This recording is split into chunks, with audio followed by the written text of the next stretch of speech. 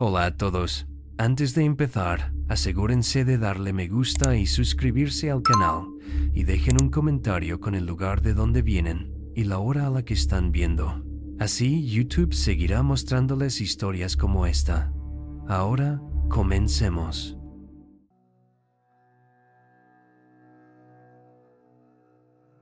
Tenía 24 años cuando ocurrió.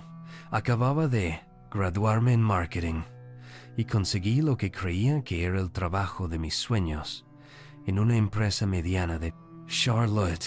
No era muy grande, pero tenía unas oficinas modernas, un ambiente informal y, lo más importante, potencial. No conocía a nadie en la ciudad, así que cuando Emily, una chica que había empezado la misma semana que yo, me ofreció compartir su apartamento de 2 habitaciones, me sentí más que aliviada. Era alegre, fácil de tratar y conocía bien la zona. En aquel momento pensé que había tenido suerte. Bromeábamos con convertirnos en el dúo dinámico del departamento. Las primeras semanas transcurrieron sin problemas. Compartíamos coche, trabajábamos juntas en un par de pequeñas campañas e incluso teníamos un ritual de vino y pizza todos los viernes. Emily siempre tenía alguna historia que contar sobre los dramas de la oficina, quién estaba haciendo la pelota al jefe, quién salía en secreto con quién. Pero yo no le prestaba mucha atención. Estaba centrada en demostrar mi valía. Quería destacar por mi trabajo, no por los cotilleos. Ella se rió y dijo que yo era demasiado limpia para el po. Ella marketing y que tenía que ser un poco más despiadada. Pensé que estaba bromeando. Empezó con algo pequeño. Una mañana llegué tarde a una llamada con un cliente porque no aparecía la invitación en el calendario. Estaba segura de que la había guardado. Emily se mostró confundida. Luego se encogió de hombros y dijo: «Quizás haya sido un fallo técnico. Esa aplicación se me cuelga todo el tiempo». Le creí. Pero 2 días después, abrí un Glass, documento que había preparado para una presentación, y la mitad de las notas habían desaparecido. Entré en pánico. Reescribí todo de memoria y lo entregué, solo para darme cuenta a mitad de la reunión de que los números volvían a estar mal. Ella se mostró sorprendida. «¿No dijiste que los habías comprobado 3 veces?» Me sentí estúpida. El cambio real se produjo la noche antes de una presentación importante.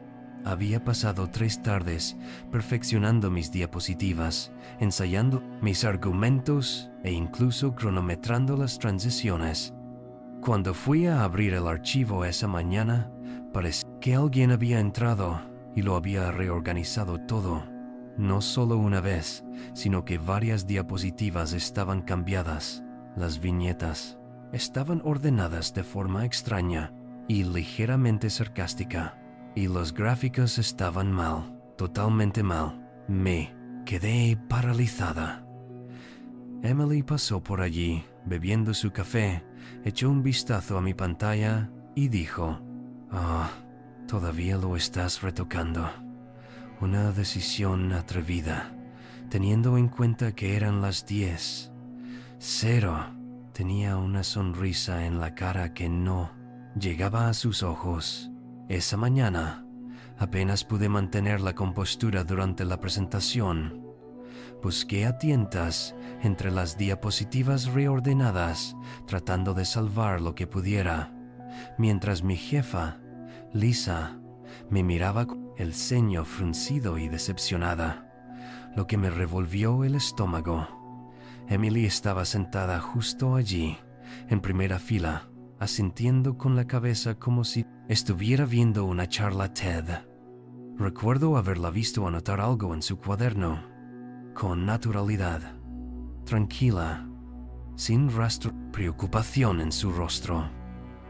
Después me dijo que no me preocupara, que todo el mundo comete errores a veces y que, en realidad, Lisa había quedado impresionada con cómo me había recuperado. Quería creerla. Necesitaba creerla. Pero cuanto más intentaba ignorarlo, más ocurría. Los correos electrónicos que juraría haber enviado desaparecían de mi carpeta de borradores. Los recordatorios de reuniones desaparecían de mi teléfono. Una vez imprimí la maqueta de campaña equivocada, algo que sabía que no había guardado. Era como si mi trabajo estuviera siendo saboteado silenciosamente de pequeñas maneras que no podía demostrar. Mientras tanto, Emily estaba triunfando. Empezó a recibir elogios en las reuniones y a que le pidieran ayuda con proyectos que yo ya dirigía. Siempre se aseguraba de hacerlo con una sonrisa, como si me estuviera haciendo un favor. Empecé a sentir que estaba perdiendo el control. Incluso concerté una cita, convencida de que mi correo electrónico estaba pinchado o de que mi calendario se estaba estropeando. El técnico lo comprobó todo. No había ningún problema, ningún rastro de ediciones, ningún signo de piratería, nada. Recuerdo que esa noche me senté en la cama mirando al techo y pensando, ¿me estoy volviendo loco? Emily llegó tarde a casa, tiró su bolso en el sofá y me preguntó si quería comida tailandesa. Actuaba con normalidad, demasiado normal, y eso me asustaba más que cualquier otra cosa. Lo peor era que no podía hablar con nadie. ¿A quién se lo iba a contar? Hola, creo que mi compañera de piso está saboteando mi carrera en secreto. Incluso a mí me parecía una paranoia. Empecé a cuestionarme todo. Dejaba notas adhesivas en mi portátil, hacía capturas de pantalla de mi calendario. Incluso empecé a cerrar con llave la puerta de mi habitación por la noche, aunque nunca dije por qué. Emily se dio cuenta, por supuesto. Una mañana se rió y dijo, «Ahora me estás dejando fuera. Debería preocuparme». Estaba bromeando, pero no del todo. Su sonrisa era demasiado amplia, sus ojos demasiado inexpresivos. Todo llegó a un punto crítico, un miércoles por la mañana, que nunca olvidaré. Me había despertado más temprano de lo habitual, alrededor de las 5:30 am. No podía dormir. Sentía opresión en el pecho, como si me estuviera preparando para algo.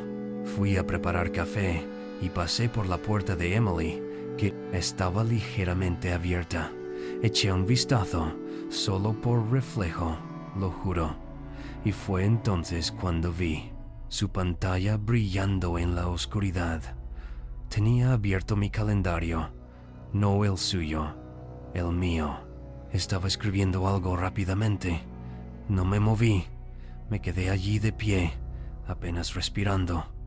Entonces se giró y, lo juro, por Dios, sonrió.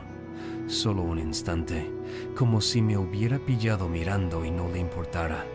Retrocedí y fingí no había visto nada. Me temblaban tanto las manos que derramé la mitad del café antes de poder servirlo en la taza. Ese mismo día, presenté una solicitud de permiso remunerado y mentí diciendo que tenía una emergencia familiar en casa. Metí todo lo que pude en el coche mientras ella todavía estaba en el trabajo y me fui antes de las 5:00 p.m. Ni siquiera dejé una Ponteram nota, simplemente desaparecí.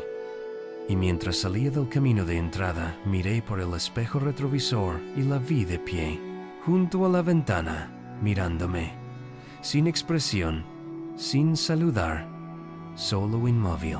Me quedé con un amigo en Raleigh durante 2 semanas mientras buscaba un piso para subarrendar.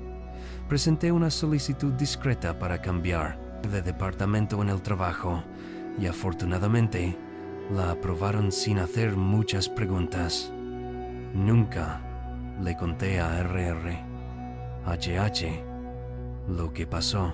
¿Qué iba a decir? No había pruebas contundentes, solo una serie de coincidencias. En ese momento, la pillé con las manos en la masa, pero en el fondo, sé lo que estaba haciendo. Fue metódico, silencioso, casi quirúrgico. No quería destruirme. Quería que me derrumbara poco a poco por mí mismo. Hasta el día de hoy no he vuelto a hablar con ella. Por lo que sé, sigue trabajando en la empresa. Además, ha ascendido rápidamente. Una parte de mí se pregunta si se lo habrá hecho a alguien más. Pero sobre todo, intento no pensar en ello. Ahora, duermo mejor. Bloqueo mis dispositivos. Mantengo separadas mi vida profesional y mi vida personal. Soy más cautelosa. Y quizá eso es lo más aterrador. Que alguien pueda entrar en tu vida.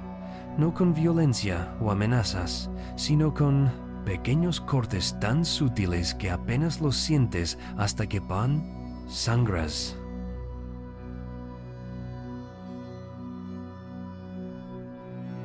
Historia 2.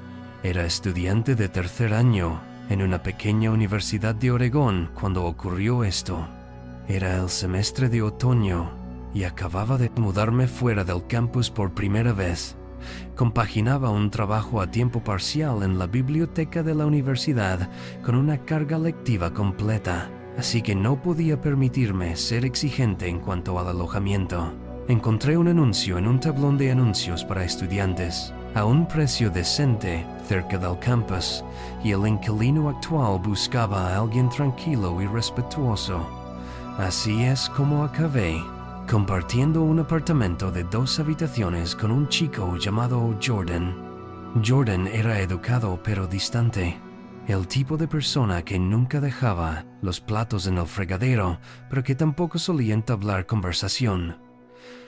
Tenía una habitación excesivamente ordenada, sin pósters, sin desorden, solo una cama, un escritorio y una pequeña estantería, con nada más que libros de texto de derecho y una Biblia.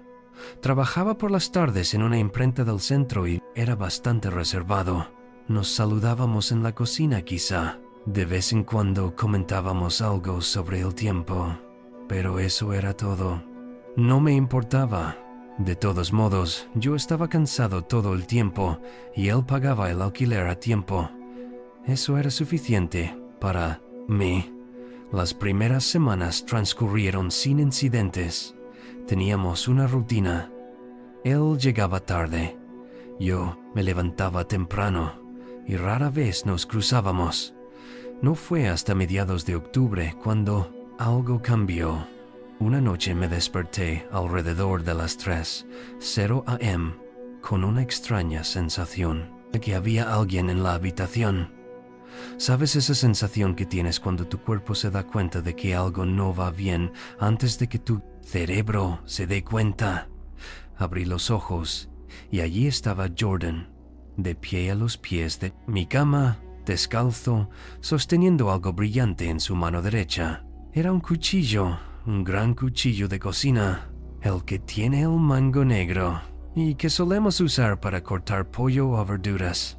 No se movía ni hablaba, solo me miraba como si fuera sonámbulo o algo así. Me quedé paralizada.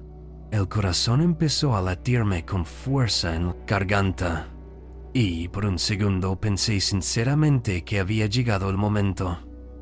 No quería decir nada demasiado alto ni repentino, así que susurré, Jordan.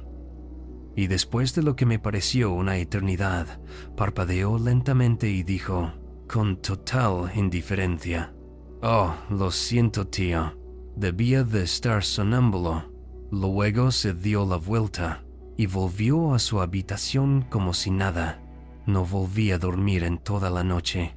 Me quedé tumbado, con los ojos bien abiertos, intentando procesar lo que acababa de pasar. Cada vez que parpadeaba, veía ese cuchillo brillando en la tenue luz. Me repetía a mí mismo que probablemente estaba diciendo la verdad.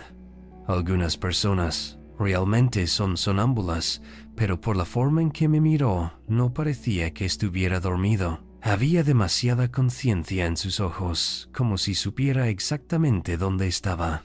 A la mañana siguiente, le oí en la Bren cocina preparando café, totalmente normal, como si nada hubiera pasado.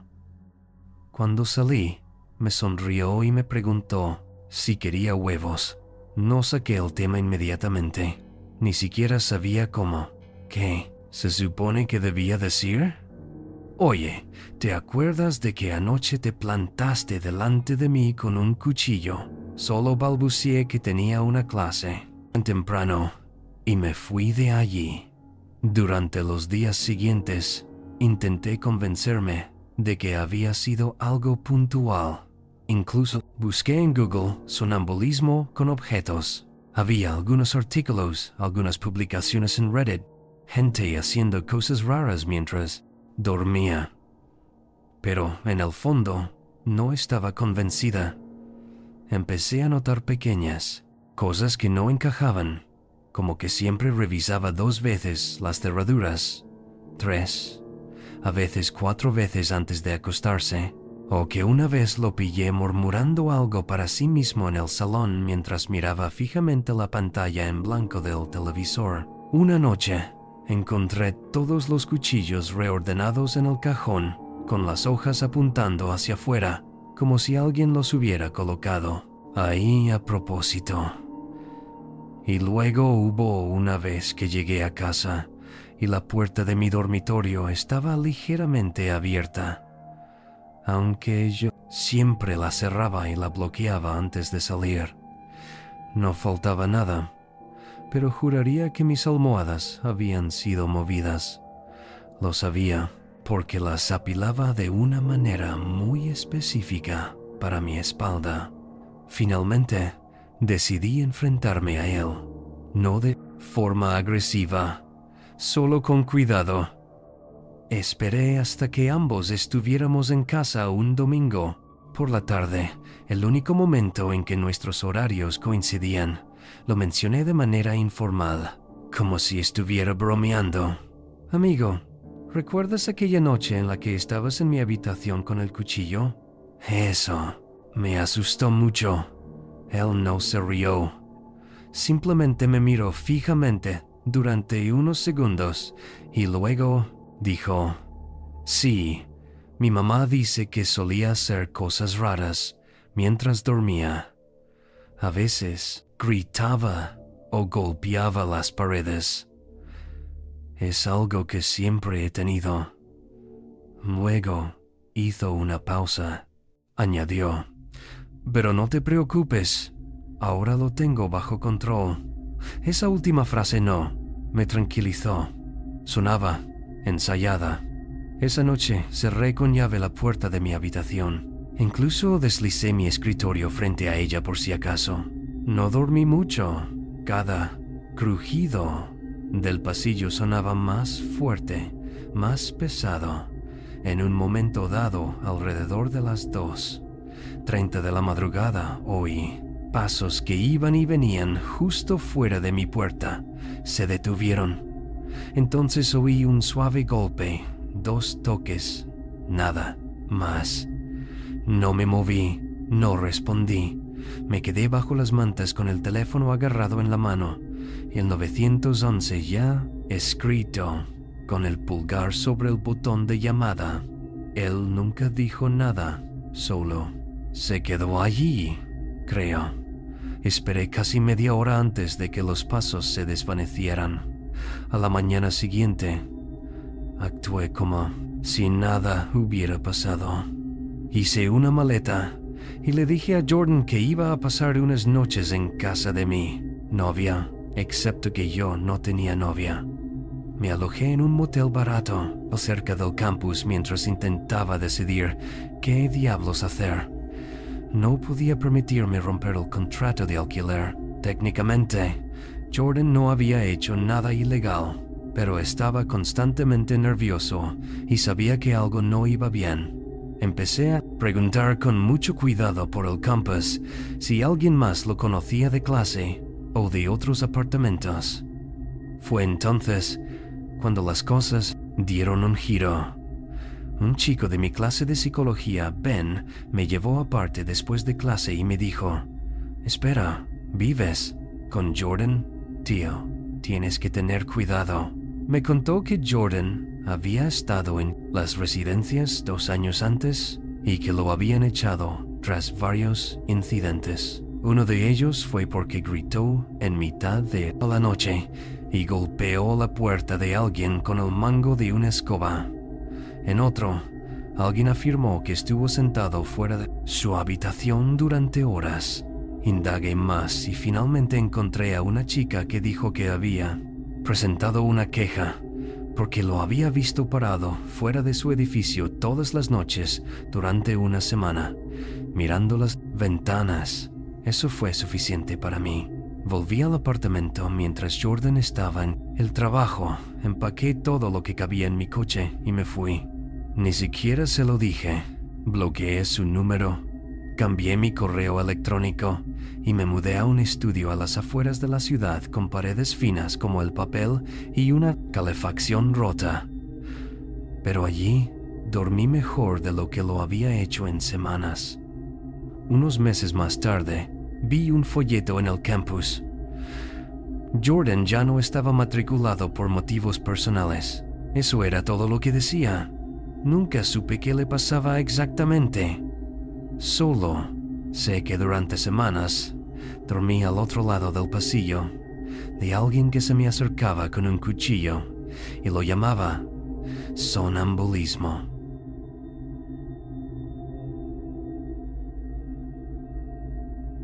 Historia 3. No soy de las que comparten cosas en internet, pero lo que me pasó hace unos años todavía me da escalofríos. Y supongo que escribirlo es mi forma de procesarlo. En 2018 acababa de mudarme a una ciudad mediana de Oregón para mi primer trabajo real después de la universidad. No conocía a nadie allí, y como el alquiler era ridículo, recorrí a Craigslist para encontrar rápidamente un compañero de piso. Trabajaba muchas horas en diseño gráfico y apenas ganaba lo suficiente para vivir, así que una habitación barata en una casa compartida me pareció una buena opción. Así es como conocí a Jessica. Jessica fue quien publicó el anuncio.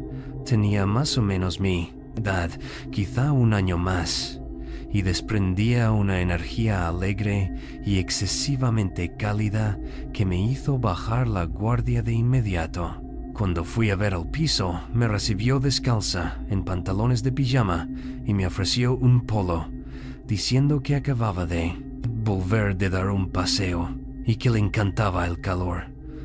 Era febrero.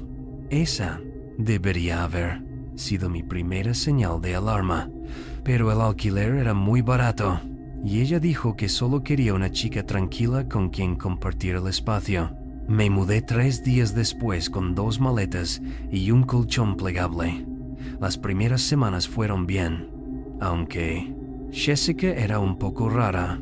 Era habladora, pero evasiva. Nunca respondió realmente a la pregunta de dónde trabajaba. Solo dijo que era autónoma. Pensé que tal vez trabajaba en algo relacionado con internet, pero por la noche recibía visitas de gente al azar, chicos y chicas a los que nunca presentaba. Me despertaba sobre las 2 o las 3 de la madrugada y oía voces suaves en la cocina, risas o susurros, a veces pasos. Una vez me encontré con un chico al que nunca había visto antes, sentado en el suelo del pasillo, comiendo cereales directamente de la caja. Ni siquiera me miró, solo masticaba como si viviera allí. Empecé a cerrar la puerta con llave. Por la noche, no era exactamente que me sintiera insegura, sino una profunda inquietud que no podía sacarme de la cabeza. Jessica actuaba como si todo estuviera bien. Siempre sonreía, demasiado. Hablaba un poco demasiado rápido y tenía la costumbre de evitar el contacto visual en los momentos más extraños. Una noche, le pregunté si todo estaba bien, de manera casual, y ella Me miró como si la hubiera pillado haciendo algo. Luego se rió y dijo: «Eres muy dulce. Es solo que no soy buena en la vida normal, ya sabes». No sabía qué significaba eso, y no volví a preguntar. Las cosas se pusieron más raras un sábado por la noche, alrededor de las 11. 0 p.m. Estaba viendo algo en mi computadora portátil cuando escuché que la puerta principal se abría y cerraba silenciosamente. No le di mucha importancia hasta que me di cuenta de que Jessica no había estado en casa en todo el día. Unos minutos más tarde, mi teléfono vibró. Era un mensaje de texto de ella. «Hola, ¿puedes venir a recogerme? Estoy en la gasolinera Speedway de la calle 12. Por favor, tengo un problema». Así de simple, sin puntuación, excepto el punto. Se me revolvió el estómago. No sabía a qué tipo de problema se refería, pero algo en el mensaje me pareció extraño. No daba miedo. No era urgente, solo parecía un guión. Me quedé mirando el teléfono durante un minuto antes de coger las llaves, pero entonces me detuve. Algo me molestaba. ¿Por qué me llamaba a mí en lugar de a cualquier otra persona? ¿Por qué no a la policía o incluso a una Uber? ¿Y por qué no llamaba? ¿Por qué un mensaje? Decidí esperar. Pensé que si realmente estaba en peligro, pronto sabría algo. Fue entonces cuando me di cuenta de que la ventana de mi dormitorio estaba entreabierta unos centímetros. Nunca la dejo abierta. Sentí una oleada de pánico. La cerré y la bloqueé inmediatamente y apagué las luces. Me senté en la oscuridad esperando, con el teléfono en la mano. Pasaron 10 minutos, luego 15. No había noticias de Jessica. No había nuevos mensajes de texto. Estaba a punto de enviarle un mensaje cuando lo oí. Un suave crujido en las tablas del suelo justo fuera de mi puerta. Había alguien dentro del apartamento. Contuve la respiración, me quedé paralizada y escuché. El sonido se desplazó por el pasillo, se detuvo frente a mi habitación y luego retrocedió lentamente hacia la puerta principal. No me atreví a moverme. Al cabo de un rato, oí que la puerta se abría de nuevo y luego se cerraba, esta vez con mucho más ruido. El corazón me latía con fuerza. Esperé unos minutos más antes de abrir la puerta y asomarme. No parecía haber nada fuera de lugar, excepto que mi abrigo había desaparecido del gancho junto a la puerta, al igual que mis zapatillas. Comprobé las cerraduras, cerré todo con doble llave. Me quedé despierto hasta el amanecer, con un cuchillo de cocina a mi lado, tratando de convencerme de que no acababa de evitar algo mucho peor. No dejaba de repasar el momento, el mensaje de Jessica, los pasos, la ventana. Algo no cuadraba y empezaba a asustarme de verdad. A la mañana siguiente me levanté temprano y pasé por delante de la gasolinera Speedway que ella había mencionado. Estaba a solo unas manzanas de nuestra casa. Aparqué al otro lado de la calle y observé durante unos minutos. Nada. Jessica no estaba. Le envié otro mensaje, preguntándole si estaba bien. No respondió. Cuando volví a casa, alrededor de las 8, 0 a.m., ella estaba en la cocina, como si nada hubiera pasado, con mi abrigo puesto y comiendo cereales como un personaje de una comedia de situación. Levantó la vista y sonrió como si nada hubiera pasado. Le pregunté qué había pasado la noche anterior y ella solo parpadeó y dijo: ¿A qué te refieres? Ni siquiera sabía cómo responder. Estaba cansado, asustado, y algo en su expresión me puso los pelos de punta, como si estuviera esperando a ver qué sabía yo antes de hablar. Volví a mi habitación y empecé a hacer las maletas. No tenía ningún plan, solo sabía que tenía que salir de allí.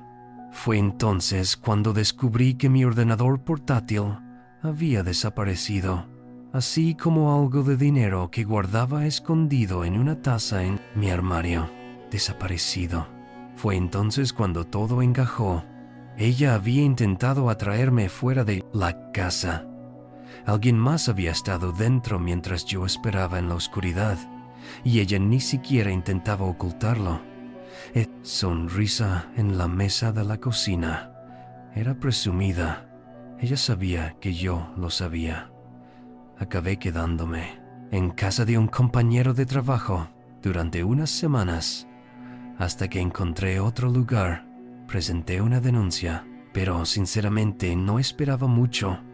Las transacciones en Craigslist suelen salir mal, y Jessica, si es que ese era su nombre real, desapareció unos días después. Dejó el apartamento destrozado, no pagó el último mes de alquiler y se esfumó. El propietario dijo que había utilizado una referencia falsa en el contrato de alquiler.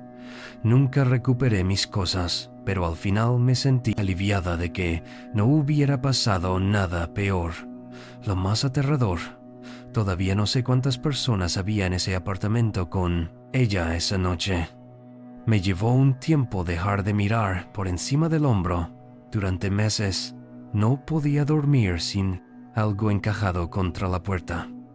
Seguí intentando racionalizarlo, diciéndome a mí misma que tal vez había exagerado, tal vez solo fuera un pequeño robo. Pero en el fondo sé que podría haber sido mucho peor si hubiera salido de casa esa noche, aunque fuera solo por 5 minutos. ¿Quién sabe con qué me habría encontrado al volver? O si habría vuelto. Así que, sí, ten cuidado con Craigslist y confía en tu instinto, incluso cuando las señales de alarma vayan vestidas con pantalones de pijama y una sonrisa de helado.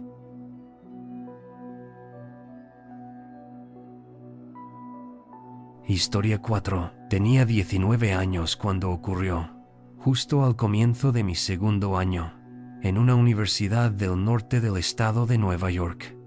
Acababa de mudarme a un pequeño apartamento fuera del campus con un chico llamado Kyle. Nos habían emparejado a través de una de esas aplicaciones para encontrar compañeros de piso. Nada sospechoso, solo 2 estudiantes que intentaban ahorrar dinero. Al principio Kyle parecía bastante normal, un poco callado, quizás, pero educado y limpio. No salíamos mucho juntos, pero nos llevábamos bien. Estudiaba diseño gráfico y tenía una extraña obsesión por reorganizar los muebles. Cada 3 días, el escritorio o la cama estaban en una posición totalmente nueva. En aquel momento no le di mucha importancia. Pensé que era su forma de lidiar con el estrés o el aburrimiento. Entonces, de repente, después de solo 2 semanas viviendo juntos, Kyle hizo las maletas y se marchó, sin previo aviso. Una tarde, volví a casa después de clase y su lado de la habitación estaba completamente vacío, sin nota, sin mensaje, sin explicación. Lo único que dejó atrás fue su llave en la encimera de la cocina. Intenté contactar con él un par de veces para asegurarme de que estaba bien, pero nunca respondió. Al final supuse que había abandonado los estudios o se había trasladado, y la vida siguió. Un mes después conseguí un nuevo compañero de piso, pero rara vez estaba por allí. Y yo tenía la casa prácticamente para mí solo. Al principio, me resultaba extraño, pero también agradable. Habían pasado casi 5 meses desde que Kyle se marchó cuando ocurrió la noche en que todo cambió. Era principios de diciembre, hacía frío, todo estaba en silencio y nevaba afuera. Me había acostado alrededor de la 0 AM después de la 1. Terminar un trabajo. Recuerdo claramente esa noche, porque me había quedado dormido con los auriculares puestos, escuchando una aplicación de ruido blanco para ahogar el ruido del viento.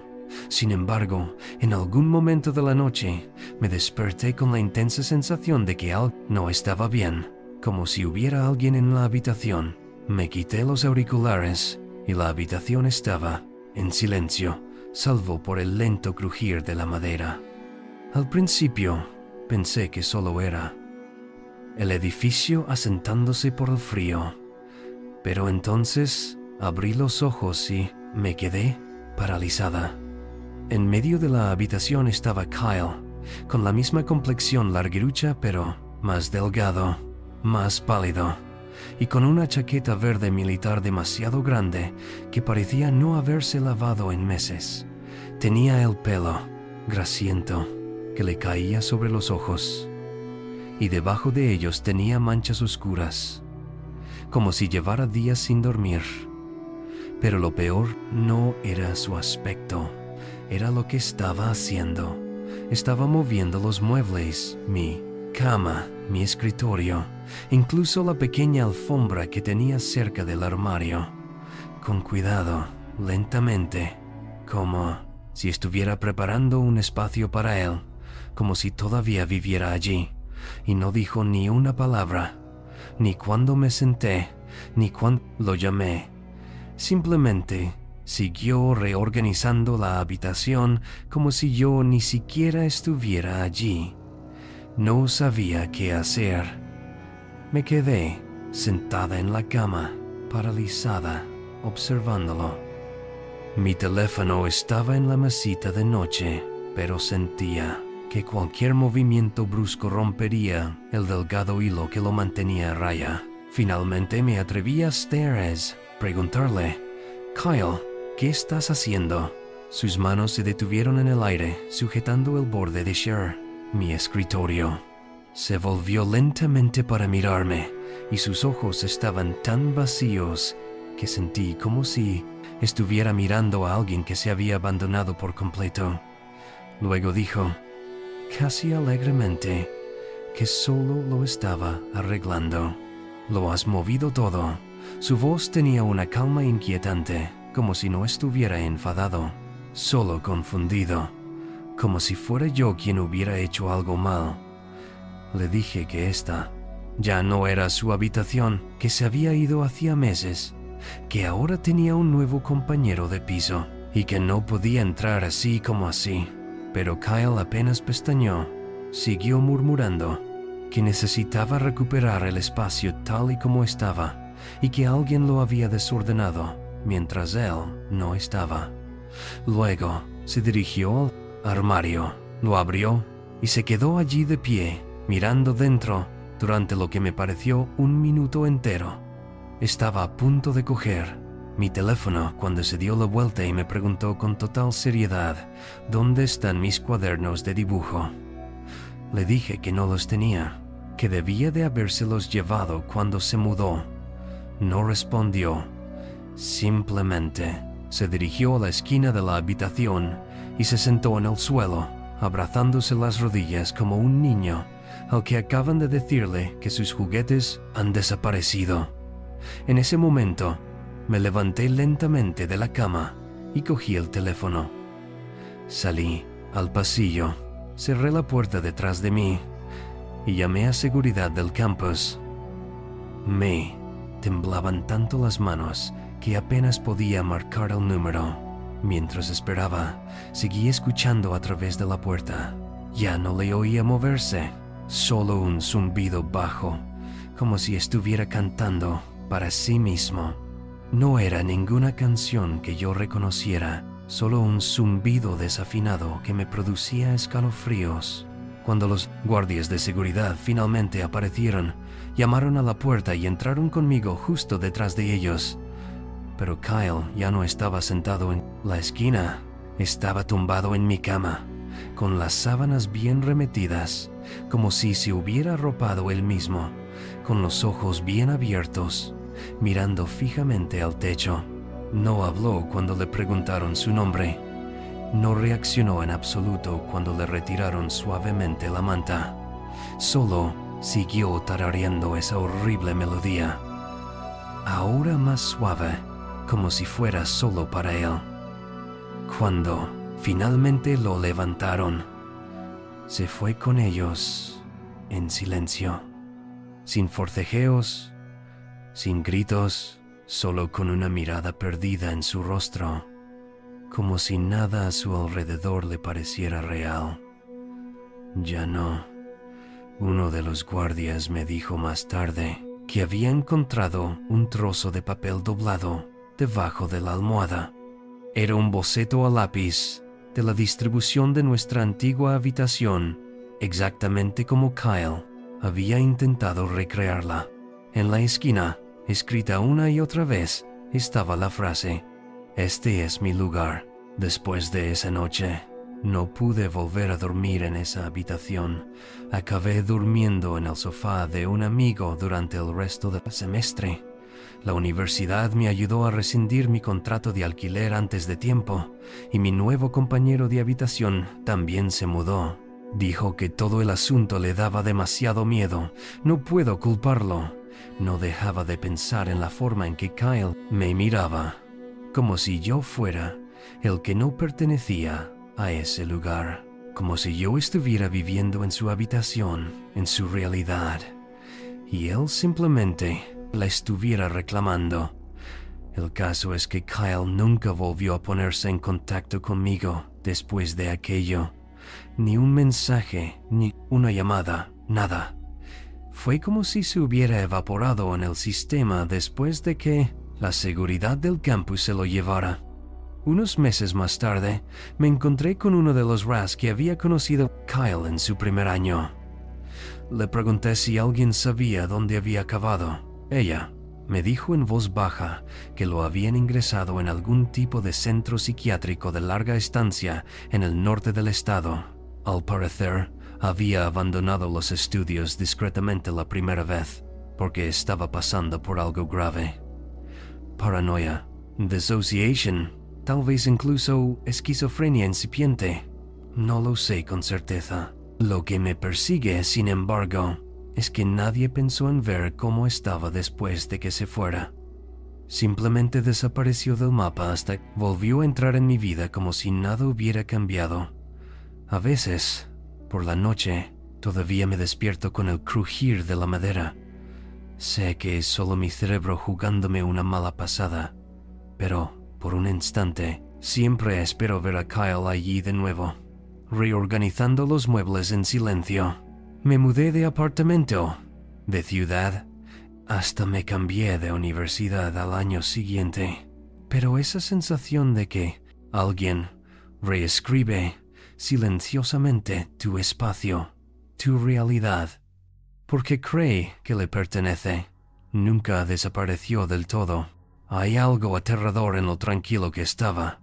No era violento, no era ruidoso, simplemente estaba presente, inquebrantable, como una sombra que creía tener derecho a ocupar tu lugar.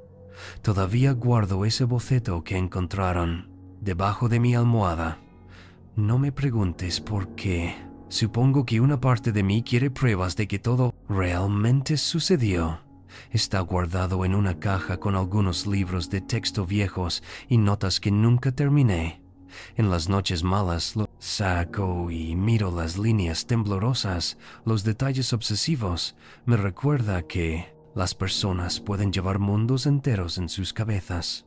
Mundos que tienen perfecto sentido para ellos, pero que chocan violentamente con los nuestros. Kyle nunca me hizo daño, no físicamente, pero destrozó mi sensación de seguridad de una forma que no creía posible. Y hasta hoy, duermo con la puerta cerrada con llave siempre.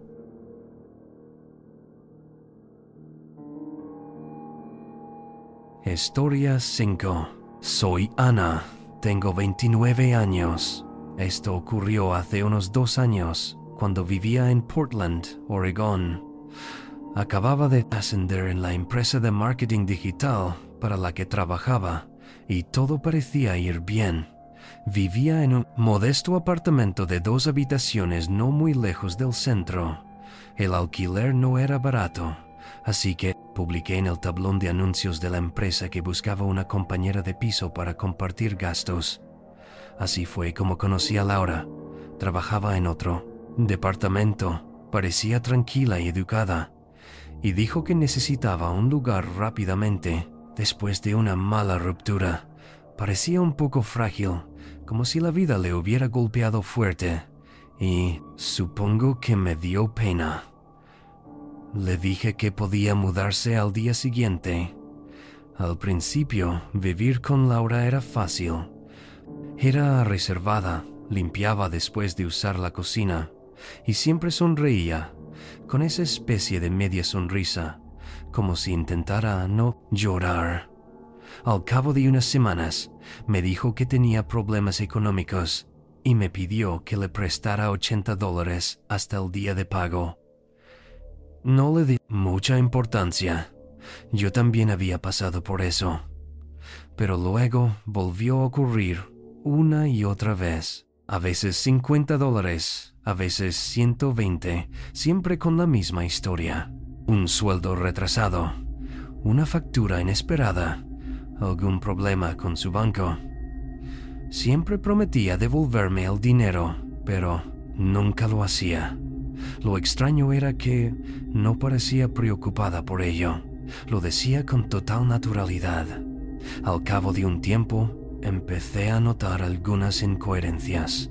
Me dijo que trabajaba hasta tarde gestionando campañas de correo electrónico, pero la veía llegar a casa por la tarde, entre semana.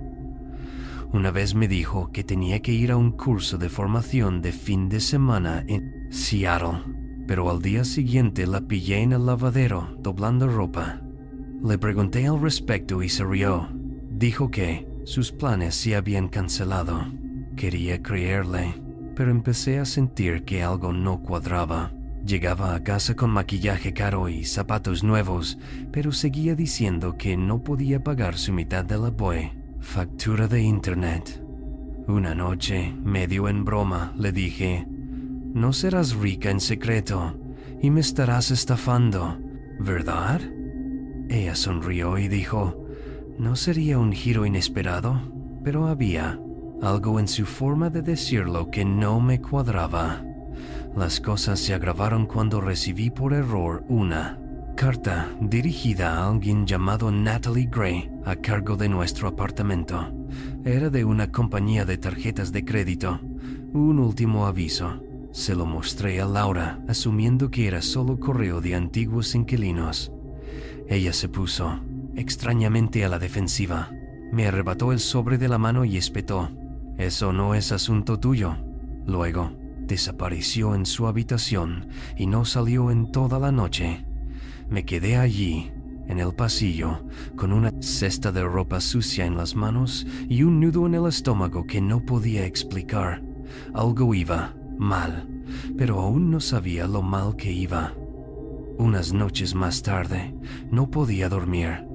Eran alrededor de la 1:00 a.m. Estaba sentada en la mesa de la cocina con mi portátil, intentando terminar un informe. Laura había salido antes y aún no había vuelto. Por pura curiosidad, o tal vez por instinto, busqué Natalie Gray, Portland, solo para ver qué aparecía. Al principio, no había nada inusual, pero luego me topé con un antiguo hilo de un foro que advertía sobre una mujer que estafaba a sus compañeros de piso. Diferentes ciudades, diferentes nombres, pero las descripciones coincidían. Cabello rubio oscuro, voz suave, risa nerviosa. Siempre necesitaba un poco de ayuda hasta el día de pago. Uno de los usuarios mencionaba a una mujer llamada Natalie que les había estafado en Denver bajo el nombre de Laura Green. Se me encogió el corazón. Ese era el nombre completo de mi Laura. Volví a leer el hilo 3 veces, con las manos temblorosas. Al día siguiente, esperé a que Laura se fuera al trabajo, si es que realmente iba allí, y revisé su habitación. Sé que suena mal, pero no estaba tratando de invadir su privacidad. Estaba tratando de protegerme a mí mismo. La puerta no estaba cerrada con llave. Dentro Todo estaba extrañamente ordenado, casi como una habitación de hotel en la que nadie vivía realmente. Solo había unas pocas prendas de ropa, algo de maquillaje y un ordenador portátil sobre el escritorio.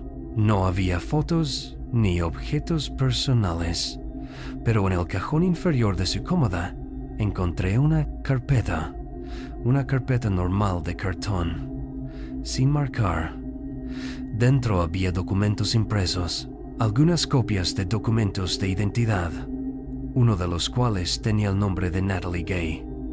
También había notas con diferentes direcciones, fechas y nombres que no reconocí. Y lo peor de todo, una conversación impresa por correo electrónico entre Laura y alguien llamado Jay. Estaban hablando de mí. Los mensajes eran cortos, pero nunca olvidaré uno de ellos. Decía: "Esta es confiada. Ya tengo $500. Veré cuánto tiempo más puedo quedarme". Sentí como si el suelo se hundiera bajo mis pies. Me quedé allí sentada durante lo que me parecieron horas, tratando de entender en qué me había metido. No se trataba solo de alguien con problemas económicos, se trataba de alguien con un sistema, un método.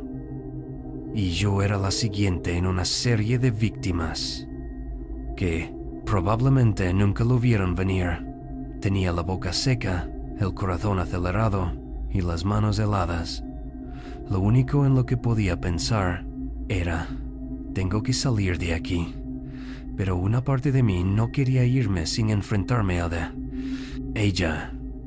No sé por qué. Quizás era orgullo, o quizás era miedo envuelto en desafío. Esa noche, cuando llegó a casa, fingí que todo era normal. Preparé té, le pregunté por su día e incluso le ofrecí la última galleta que nos quedaba. Ella era la de siempre, encantadora, cansada, dulce. Pero ahora, cada palabra que decía me parecía una mentira y cada sonrisa parecía una máscara. Apenas dormí esa noche. Cada vez que oía un crujido me sobresaltaba. Cerré con llave la puerta de mi dormitorio y empujé la cómoda delante de ella, por si acaso. Y empecé a planear exactamente cómo iba a sacarla de mi vida para siempre. A la mañana siguiente llamé al trabajo para decir que estaba enferma y me dirigí directamente a la oficina de alquiler. Le expliqué todo al administrador de la propiedad, incluidos los documentos que había encontrado y mis sospechas sobre su identidad. Parecían atónitos, pero sorprendentemente no se mostraron escandalizados. Resultó que Laura o Natalie, o como se llamara, ni siquiera figuraba en el contrato de alquiler. La había añadido como subarrendataria, de manera informal, pensando que estaba siendo útil. Me dijeron que, si ella no figuraba en el contrato de alquiler, tenía derecho a pedirle que se marchara inmediatamente. Eso me dio el valor que necesitaba. Imprimí un aviso formal, lo pegué en su puerta y le envié un mensaje de texto diciéndole que tenía 48 horas para recoger sus cosas y marcharse, sin discusiones, sin explicaciones. No respondió durante casi un día entero. Luego, alrededor de la medianoche, la oí entrar. Me quedé en mi habitación, con las luces apagadas, con el corazón latiéndome con fuerza. Llamó una vez a mi puerta, pero no dijo nada. Se quedó allí parada. Podía ver su sombra bajo la puerta, inmóvil. No respiraba. Después de lo que me pareció una eternidad, la oí alejarse lentamente. Por la mañana, se había ido. Su habitación estaba vacía, completamente despojada hasta el cantre. Colchón. La carpeta había desaparecido. El portátil también. No dejó ninguna nota, ningún rastro, ningún cierre. Solo ese silencio inquietante y una profunda sensación de inquietud por haber dejado que una desconocida viviera justo al lado mío. Durante las 2 semanas siguientes no dejaba de mirar por encima del hombro. Cambié las cerraduras, advertí a todos en el trabajo y la denuncié a la policía. Incluso publiqué en el mismo foro donde vi su nombre por primera vez, con la esperanza de que alguien más pudiera evitar lo que yo había pasado. Pero una parte de mí siempre se preguntó qué habría pasado si no hubiera encontrado esos documentos. ¿Habría cogido más dinero, robado mi identidad? ¿Me habría hecho daño? Nunca lo sabré. Pero sí sé que confiar en alguien solo porque parece quebrado no significa que sea inofensivo. A veces, las mentiras más convincentes vienen envueltas en voces suaves y miradas amables. Han pasado 2 años y sigo comprobando 2 veces a cada compañero de piso que considero. Ahora compruebo sus antecedentes. Aprendí por las malas que ser cauteloso no es ser paranoico, es estar seguro. No creo que llegue a entender nunca quién era realmente Laura, ni a cuántas personas engañó antes que a mí. Pero me alegro de haberme ido antes de que me quitara algo más que mi dinero. Casi me quitó la tranquilidad. Y en cierto modo, quizá aún lo haya hecho. Porque, incluso ahora, a veces me despierto en mitad de la noche pensando que he oído pasos fuera de la puerta de mi dormitorio y, durante una fracción de segundo, me pregunto si realmente se fue.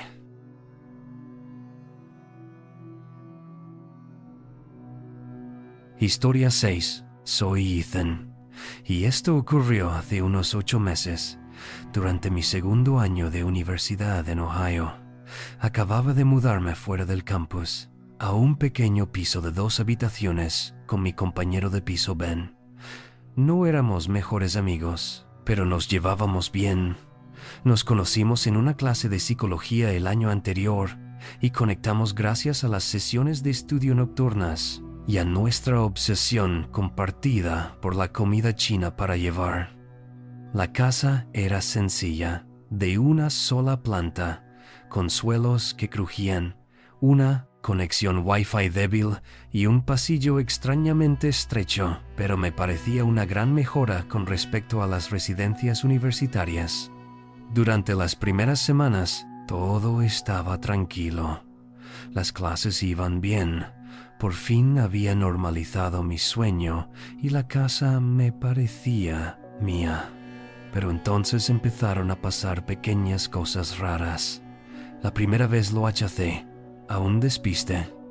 Volví de clase y me di cuenta de que la puerta trasera estaba entreabierta. Supuse que no la había cerrado. Bien, pero siguió ocurriendo. Unos días más tarde, la luz del baño estaba encendida cuando llegué a casa, aunque sabía que no lo había usado esa mañana. Empecé a comprobarlo 3 veces antes de salir. Puertas cerradas con llave, luces apagadas, todo a su sitio. Aún así, volvía y encontraba algo diferente. Una silla ligeramente apartada de la mesa de la cocina. El armario del pasillo entreabierto. Mi sudadera con capucha había pasado del gancho de la puerta principal al suelo. Intenté hablar con Ben sobre ello una vez. Normalmente era tranquilo, un poco sarcástico en el sentido de que nada le afectaba, así que no esperaba mucho. Cuando le mencioné que la puerta estaba abierta otra vez, él se rió y dijo: «Quizá tengamos un fantasma con mala higiene». Yo también me reí, intentando parecer indiferente, pero en el fondo me sentía muy incómodo.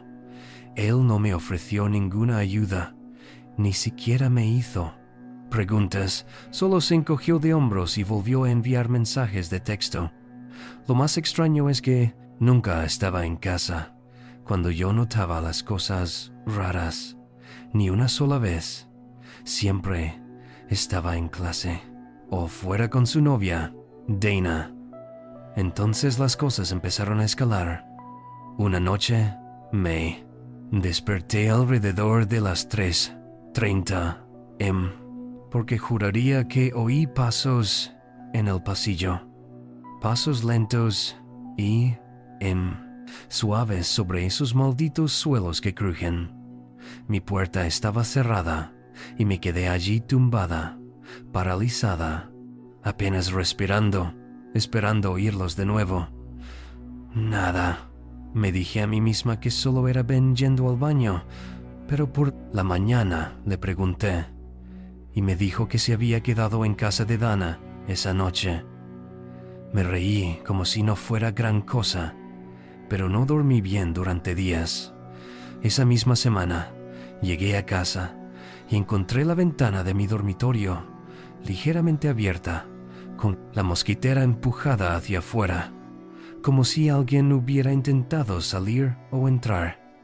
No la había abierto en más de una semana. Fue entonces cuando el miedo realmente comenzó a apoderarse de mí. Ya no solo estaba asustada, estaba aterrada.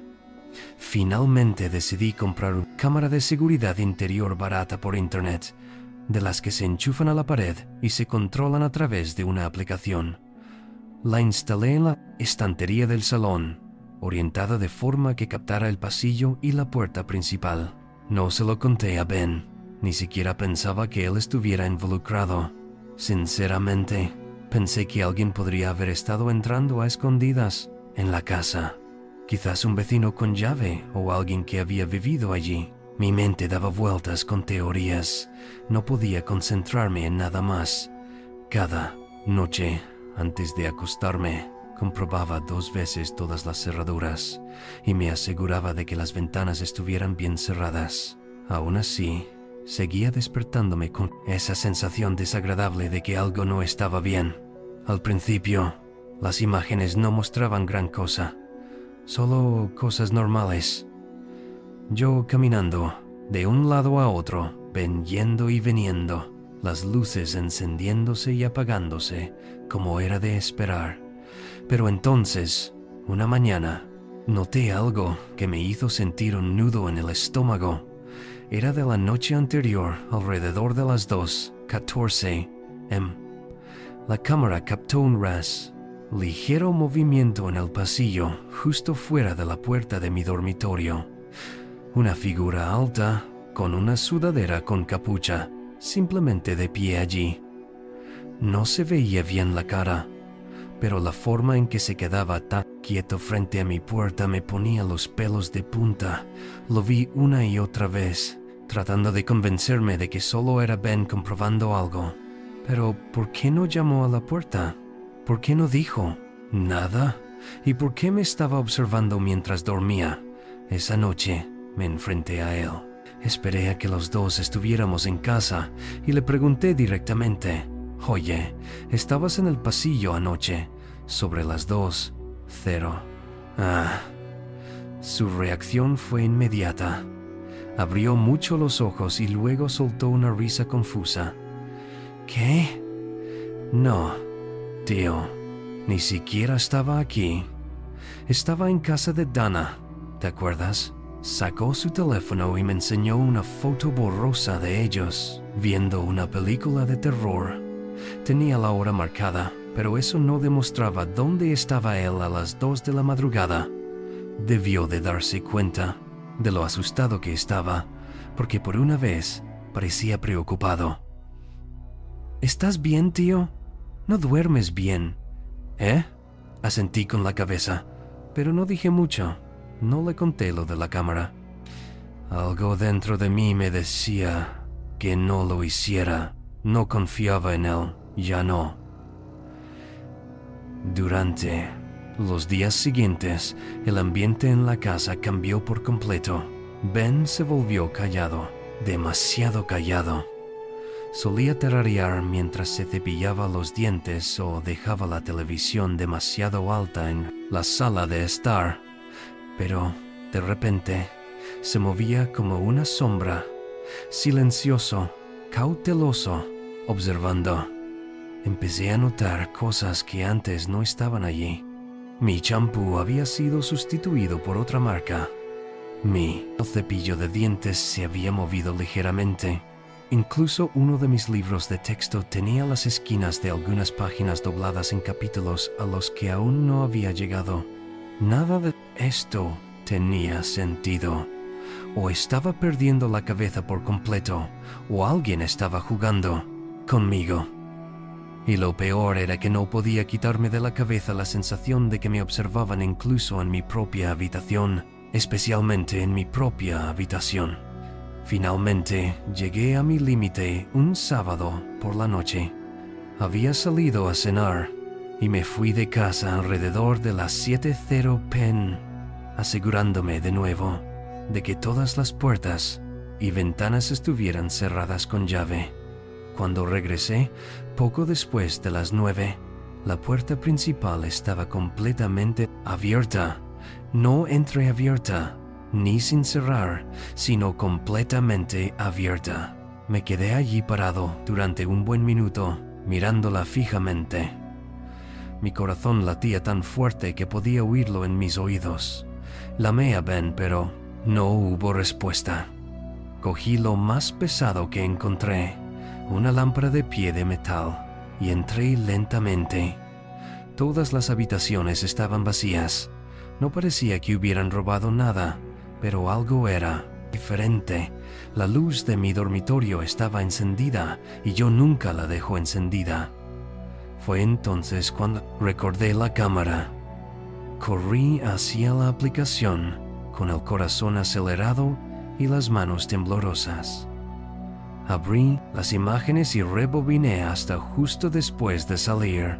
El vídeo comenzó a reproducirse y allí estaba Ben, caminando por el salón como si estuviera buscando algo, y luego se dirigió a mi habitación. 10 minutos más tarde, salió, se puso una sudadera con capucha, y esta parte me heló la sangre. Se agachó en el pasillo justo fuera de la puerta de mi dormitorio, igual que la figura de las imágenes anteriores. Luego caminó tranquilamente hacia la puerta principal y la dejó abierta a propósito, como si quisiera que pensara que alguien había entrado. No era un intruso cualquiera, era él. Había sido él todo el tiempo. No dormí esa noche, ni siquiera me moví. Me senté en mi habitación cerrada, con llave y con una silla apoyada con el pomo de la puerta, esperando a que amaneciera. En cuanto salió el sol, hice una maleta y me fui. Me quedé en casa de una amiga al otro lado de la ciudad y le envié un mensaje a Ben diciéndole que sabía lo que estaba haciendo y que me iría para siempre al final de la semana. Ni siquiera respondió. Unos días más tarde, mientras recogía el resto de mis cosas, Dana apareció en la casa, con una llave en la mano.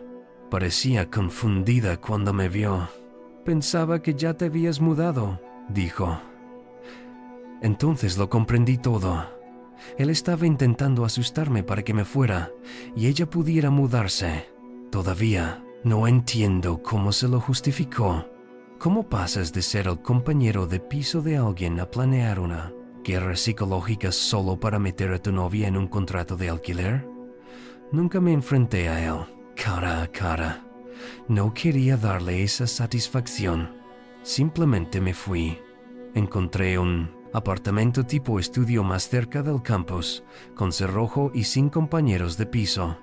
A veces todavía pienso en aquellas semanas. El miedo, la confusión, los pasos en el pasillo por la noche. Pero lo que más me afecta es lo cerca que estuve de creer que estaba perdiendo la cabeza, cuando en realidad solo era alguien en quien confiaba jugando un juego cruel y manipulador. Ahora estoy bien, pero compruebo 2 veces las cerraduras todas las noches.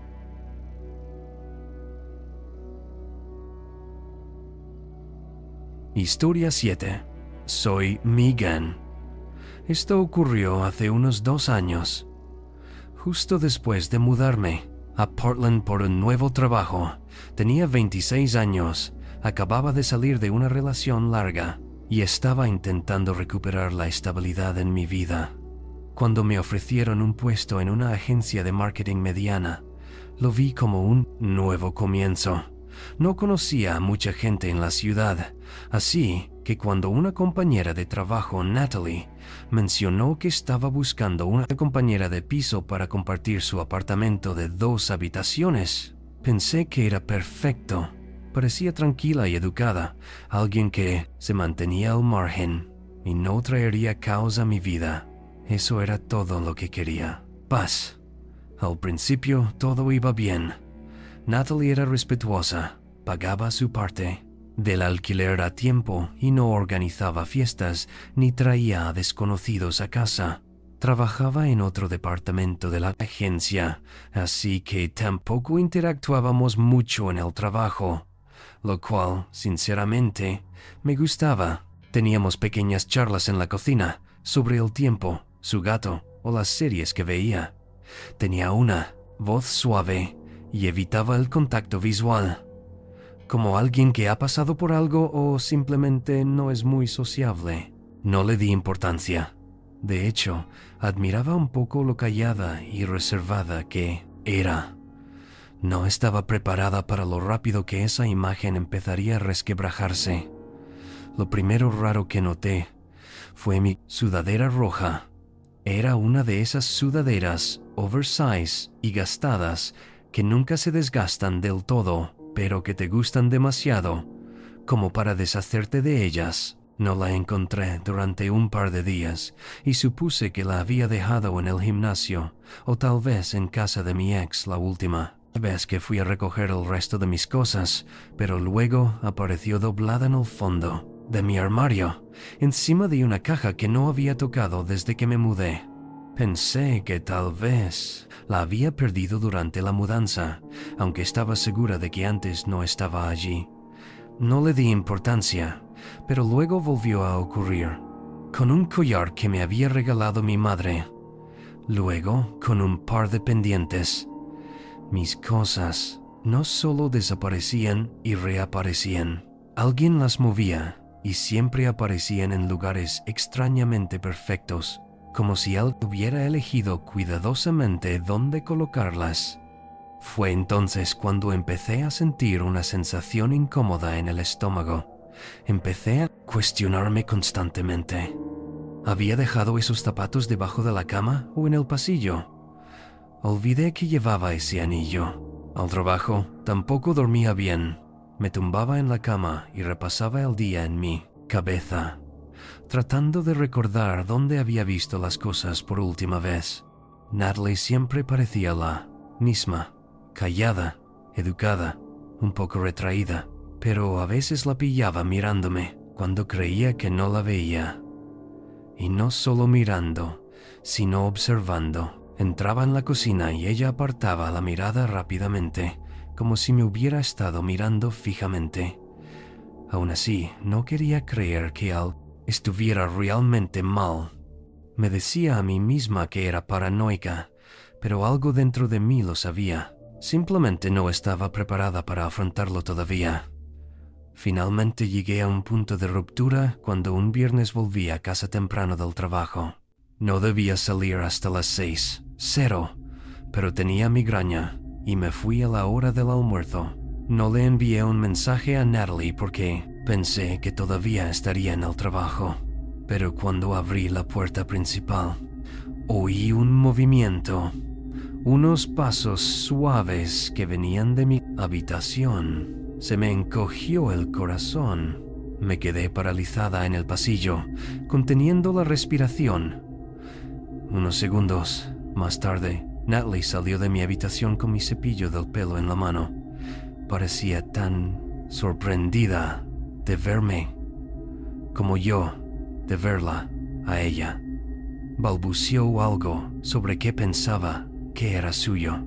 Se disculpó y se apresuró a volver a su habitación. Yo no dije nada, ni siquiera podía procesarlo. Me quedé allí de pie, agarrándome el bolso como si de alguna manera fuera a protegerme de lo que empezaba a sospechar. Esa noche no pude dormir. No dejaba de pensar en ella de pie en mi habitación, en mi espacio, con algo tan personal en sus manos. Empecé a repasar todos los pequeños momentos que no tenían sentido, las cosas fuera de lugar, la sudadera doblada, lo limpia que estaba mi escritorio cuando sabía que lo había dejado desordenado. No era solo que estuviera moviendo mis cosas, las estaba estudiando, tocando, tal vez incluso usándolas. A la mañana siguiente, compré una cámara barata con sensor de movimiento por internet y la instalé en mi estantería, apuntando discretamente a la puerta de la mayor parte de la habitación. Me dije a mí mismo que era solo para tranquilizarme, pero en el fondo me estaba preparando para cualquier verdad que pudiera revelar. Tardó menos de una semana. Salí a cenar con un amigo del trabajo y dejé la cámara grabando. Cuando llegué a casa, corrí a mi habitación, con el corazón latiéndome con fuerza, y abrí la aplicación en mi teléfono. Lo que vi me hizo sentir físicamente mal. Natalie había entrado en mi habitación solo 15 minutos después de que yo me fuera. No se escabulló ni parecía culpable. Entró despacio, metódicamente, como si lo hubiera hecho 100 veces. Abrió mis cajones, se puso mi ropa e incluso olió una camisa, como si fuera algo familiar y reconfortante. Y entonces, Dios, la vi ponerse mi collar, el de mi madre. Se paró frente al espejo, ladeando la cabeza, sonriendo suavemente a su reflejo.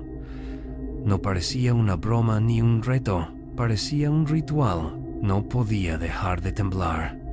Me senté en el suelo, durante lo que me parecieron horas, simplemente mirando la pantalla. Me sentí violada, de una manera que ni siquiera puedo explicar. No era solo mi espacio o mis cosas, era mi sentido de identidad. Ella había estado fingiendo ser una compañera de cuarto tímida y callada, cuando en realidad me había estado estudiando, imitando, vistiendo piezas de mi vida, como si fueran un disfraz. No sabía qué hacer. Una parte de mí quería enfrentarme a ella, en ese mismo momento, gritarle y echarla de casa. Pero otra parte, la mayor, estaba aterrorizada porque, si era capaz de hacer eso, ¿qué más se le pasaba por la cabeza? Al día siguiente fingí que todo era normal. Sonreí cuando me crucé con ella en la cocina. Hice café como de costumbre. Incluso le pregunté cómo había sido su día. En el trabajo, apenas respondió. Solo dijo un suave «bien» y desapareció. En su habitación, no sabía si sospechaba algo. Quizás notó un cambio en mi tono. Quizás no le importaba. Esa noche hice una maleta y la dejé en el maletero de mi coche por si acaso. Le envié el vídeo a mi madre y a uno de mis mejores amigos con un mensaje que decía: si pasa algo, enséñale esto a la policía. Aún no sabía si estaba exagerando, pero ya no estaba dispuesta a correr el riesgo. El domingo quedé con el propietario con la excusa de preguntarle por la renovación del contrato. Cuando llegué, le enseñé el video. No sabía qué tipo de reacción esperar. Incredulidad, rechazo. Pero en cuanto vio el vídeo, se puso pálido. Dijo que podía rescindir el contrato de alquiler inmediatamente, sin penalización. Me sentí aliviada, pero una parte de mí se sentía mal porque esto fuera real. Sin embargo, tenía que volver a recoger el resto de mis cosas. Así que esperé a que Natalie saliera el lunes y luego llevé a 2 amigos conmigo. Empaquetamos todo en menos de 1 hora. Nunca volví a verla.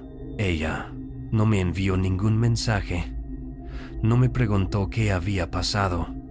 Simplemente desapareció de mi vida como si nunca hubiera estado allí. Han pasado 2 años. Todavía no puedo ponerme ese collar. Lo guardo en una caja en mi armario, enterrado bajo las bufandas. No es que crea que le haya hecho algo. Es solo que cada vez que lo veo, recuerdo su cara en el espejo, inclinando la cabeza, intentando convertirse en mí. Creo que eso es lo que todavía me molesta más. No es que invadiera mi espacio, sino que no me veía como una persona, solo una colección de cosas que quería probar. A veces me pregunto si lo ha hecho antes o si lo está haciendo de nuevo, con alguien nuevo. Nunca lo sabré. Lo que sí sé es esto. Si algo te parece mal, presta atención. Ignoré todas las señales de alerta porque no quería parecer paranoica. Quería creer que ella era simplemente tímida, que yo era simplemente olvidadiza. Pero la verdad siempre estaba ahí, sentada en silencio al otro lado de la mesa, mirándome con demasiada atención.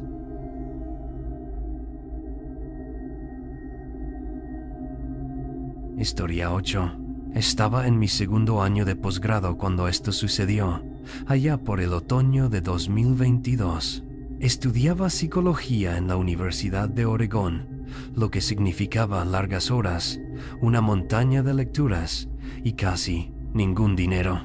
Como la mayoría de los estudiantes sin un duro, encontré un apartamento barato de 2 habitaciones a unos 15 minutos del campus.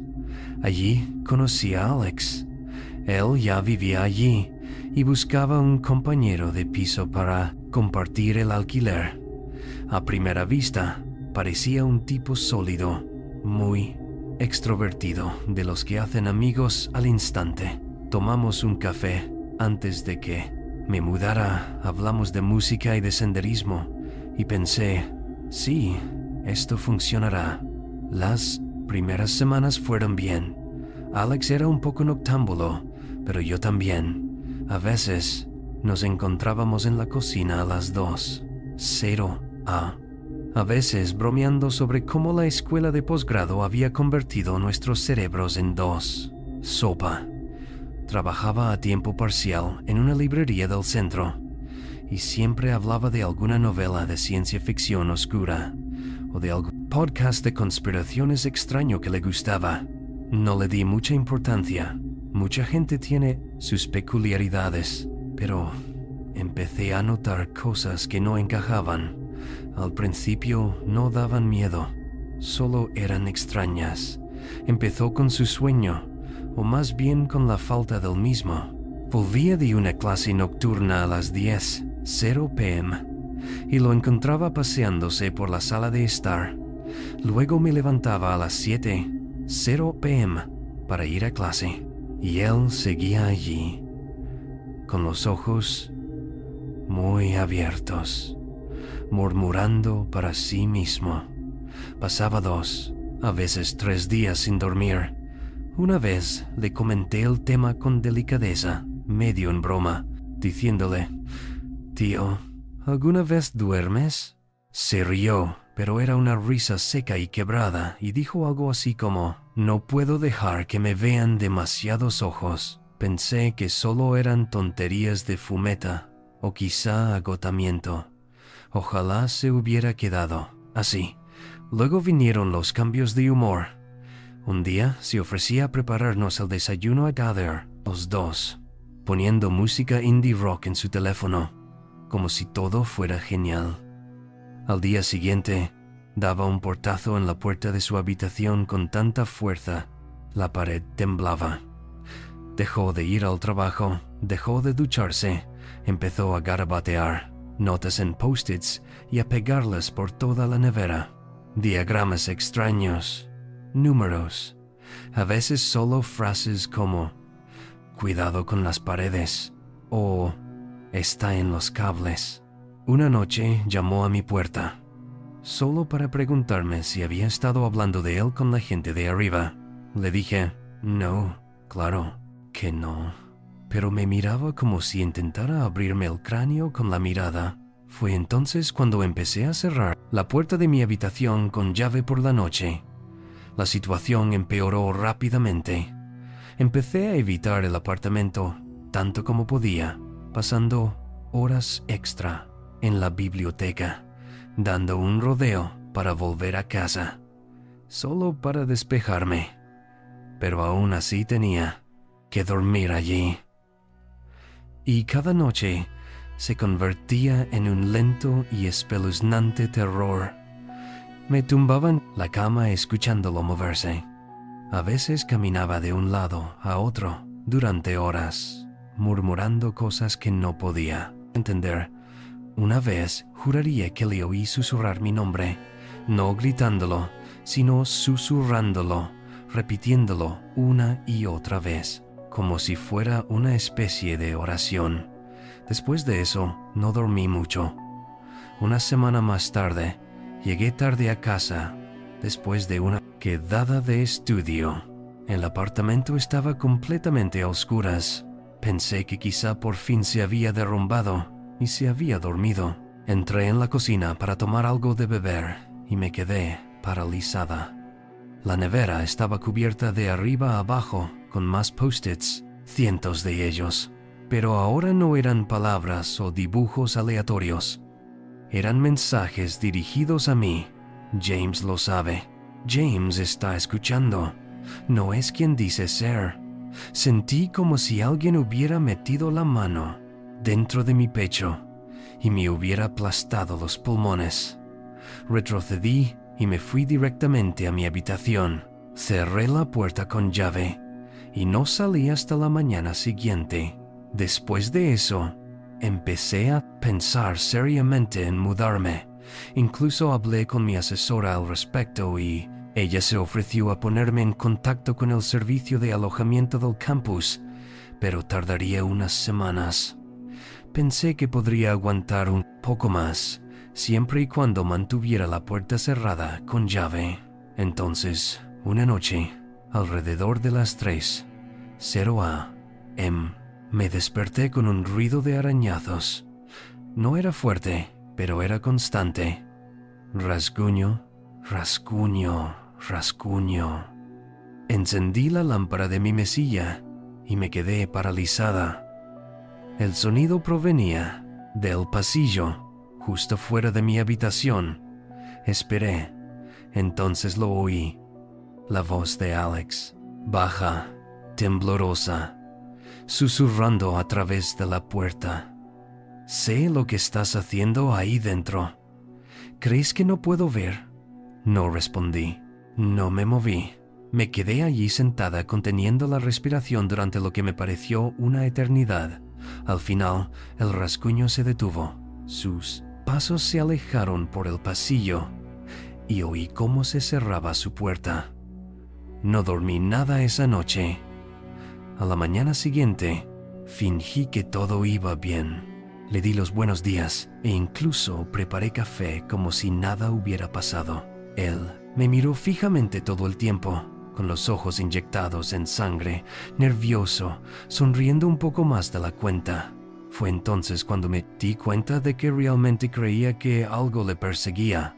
No era solo paranoia. Era como si estuviera en guerra con un enemigo invisible.